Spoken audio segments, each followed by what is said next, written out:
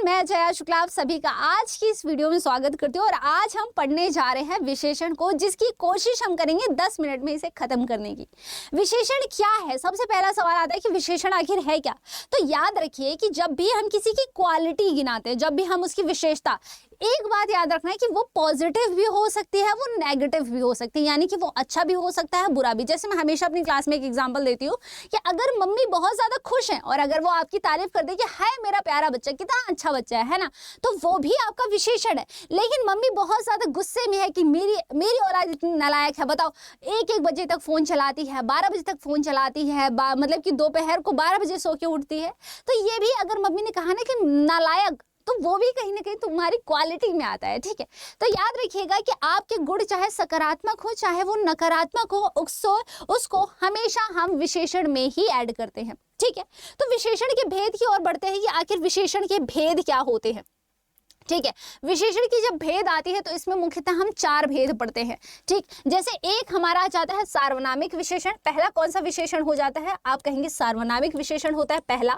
ठीक है, दूसरे की हम बात करते हैं गुणवाचक विशेषण होता है, तीसरा होता है हमारा संख्यावाचक और चौथा होता है हमारा परिणाम। याद रखिएगा ये परिमाण नहीं है, ये परिणामवाचक है। ठीक है, ओके, तो हमारा जो चौथा आता है वो आता है परिणामवाचक।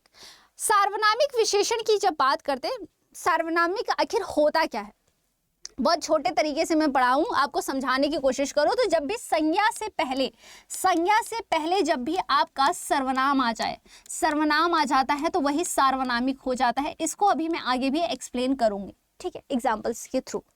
तो वो होता है सार्वनामिक। सार्वनामिक के भी आपके 2 भेद होते हैं, एक होता है आपका मौलिक और एक होता है यौगिक। गुणवाचक की मैं बात करूं, जैसे मैंने कहा क्वालिटी, चाहे वो आपकी सकारात्मक हो, पॉजिटिव हो, चाहे नेगेटिव हो, सब कुछ आपका गुण ही होता है। तीसरी जो इसका विशेषण, इसका भेद होता है वो है संख्यावाचक।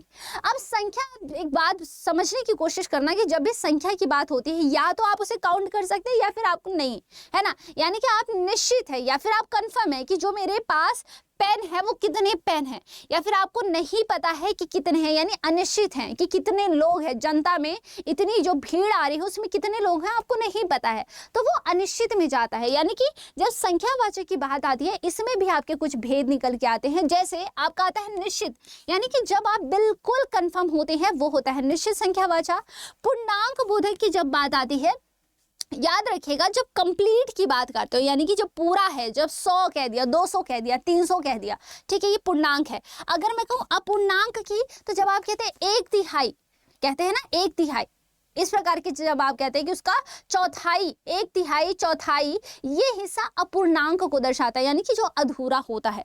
प्रत्येक में जब मैं आप बात करते हो तो आप हमेशा कहते हैं कि जब प्रत्येक व्यक्ति, हर एक व्यक्ति, जब भी एग्जाम में आपको दिख जाए सवाल हर एक की बात हो रही है, प्रत्येक की बात हो रही है, तो आप उसको प्रत्येक वाचक में ही रखेंगे। ठीक है, ओके। अनिश्चित में सेम वही बात जो मैंने अभी आपको बताई कि जब आप कंफर्म नहीं हो, जनता है, भीड़ है, आपको नहीं पता वहां कितने लोग हैं, आपको कंफर्म ही नहीं पता, तो अनिश्चित में जाता है।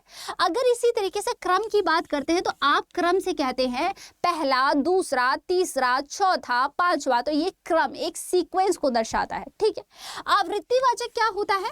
आपने एक चीज हमेशा मैथ्स में जो पढ़ी हुई है वो आप कहते हैं 2x। 2x का मतलब क्या होता है कि आपने 2 को ही 2 से गुणा कर दिया, हाँ या ना, ठीक है, यानी इसकी आवृत्ति की है। आवृत्ति का सीधा सा तात्पर्य मीनिंग होता है किसी चीज को रिपीट करना।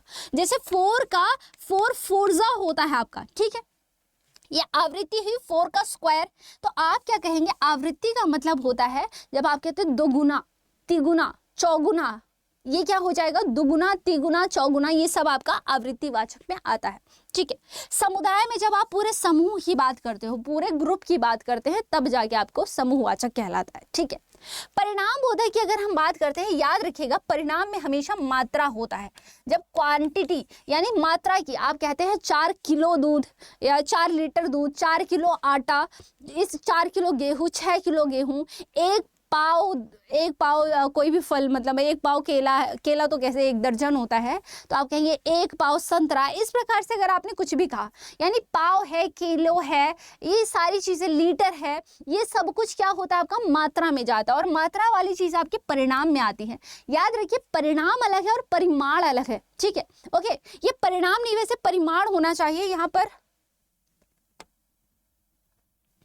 यहाँ पर थोड़ा सा वर्तनी की अशुद्धि है, ये परिमाण होता है। ओके, परिमाण। आई होप आपको समझ आ गया होगा इतनी चीजें। तो याद रखिएगा कि यहाँ पे क्या हो जाएगा, यहाँ थोड़ी सी अशुद्धि है बट ठीक है, आप समझ गए होंगे। तो ये होती हैं हमारे कुछ भेद, ठीक है। अब इसको थोड़ा सा और एक्सप्लेन करते हैं। ये सारी चीजें मैंने आपको ऑलरेडी एक्सप्लेन कर दी। अगर मैं इसको बहुत ही शॉर्ट में समझाना चाहूँ इसके एग्जांपल्स के थ्रू, जैसे गुणवाचक में आपने कहा कि उसकी मखमली आवाज सबको भाती है। कैसी? उसकी मखमली जो आवाज है वो सभी को भाती है। तो मखमली क्या हो गया? मखमली आवाज हो गई, ठीक है। इस गांव का वातावरण शांत है। शांत क्या है? उसकी क्वालिटी है। वह बालक बहुत तेजस्वी है। तेजस्वी उस बालक की क्वालिटी हो जाती है, ठीक है। लजीज भोजन बनाया है माँ ने, तो लजीज बनाया है भोजन, लजीज बनाया है यानी कि क्वालिटी है भोजन की, ठीक। पहाड़ों की हवा शीतल होती है। क्या होती है? पहाड़ों की हवा शीतल। क्वालिटी क्या है? हवा शीतल है, ठंडी है, ठीक है। उसके पास एक चमकीली घड़ी है। घड़ी की क्वालिटी क्या है? कि वह चमकीली है। तो ये सारे इसके क्या होते हैं? गुण होते हैं।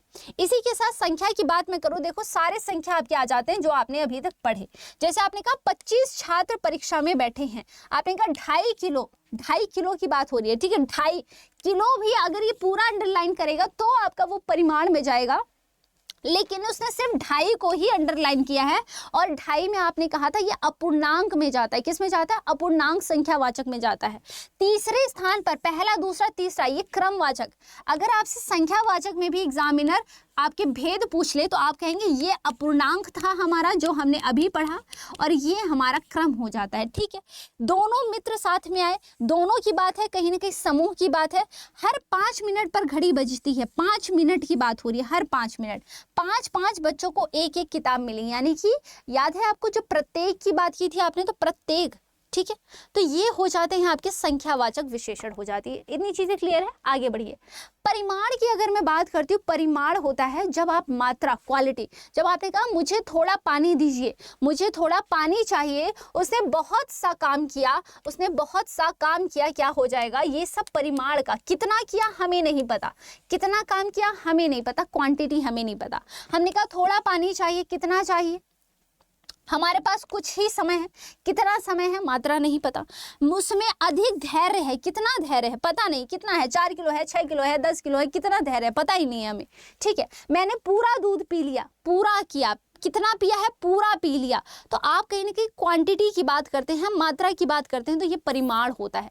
आखिरी जो हमारा विशेषण आता है वो है सार्वनामिक विशेषण। सार्वनामिक में मैंने आपको समझाया था कि संज्ञा से पहले जब भी सर्वनाम आ जाए, संज्ञा से पहले सर्वनाम, समझिएगा। उस लड़के ने पुरस्कार जीत लिया, तो लड़का क्या है? क्या ये संज्ञा है? संज्ञा से पहले आपका क्या यहाँ सर्वनाम आ रहा है? बिल्कुल आ रहा है।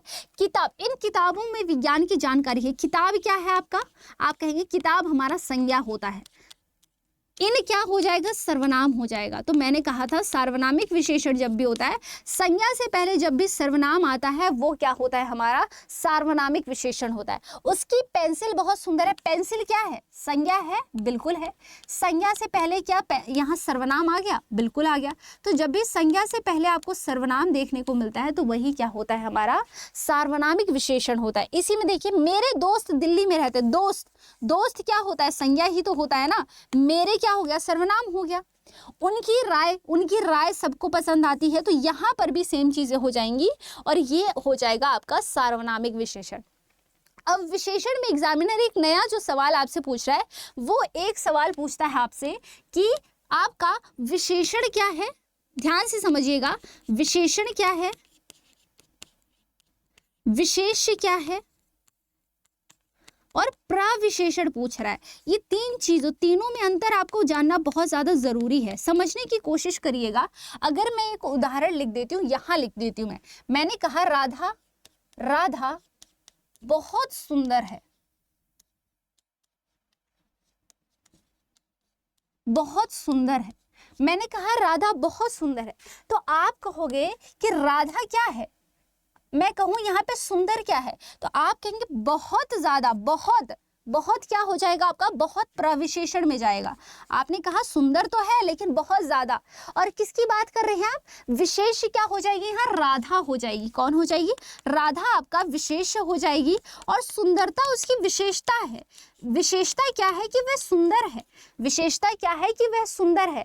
तो एक जो एग्जामिनर आपसे सवाल पूछ रहा है वो है विशेषण, विशेष और प्रविशेषण का। तो ध्यान दीजिएगा, अगर आपसे ये एग्जाम्पल लिखा है तो इसमें आपको पता है बहुत, बहुत का मतलब होता है प्रविशेषण, यानी जब आप उस पर जोर लगाएं कि अरे सुंदर नहीं, बहुत ज्यादा ही सुंदर है। ठीक है, इतनी चीजें करेक्ट है, इतनी चीज समझ आ गई तो आगे बढ़े।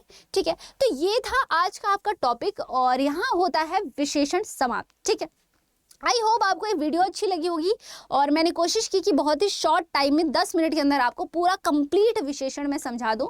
तो अगर वीडियो अच्छी लगी है तो लाइक शेयर जरूर करिएगा, कमेंट करके जरूर बताइएगा अगर आप चाहते हैं इस सीरीज को कंटिन्यू किया जाए। और अगर चैनल पे नए हैं चैनल को सब्सक्राइब जरूर करिएगा। मिलते हैं नेक्स्ट वीडियो के साथ, तब तक के लिए thank you so much for watching. अपना ख्याल रखिए, जय हिंद।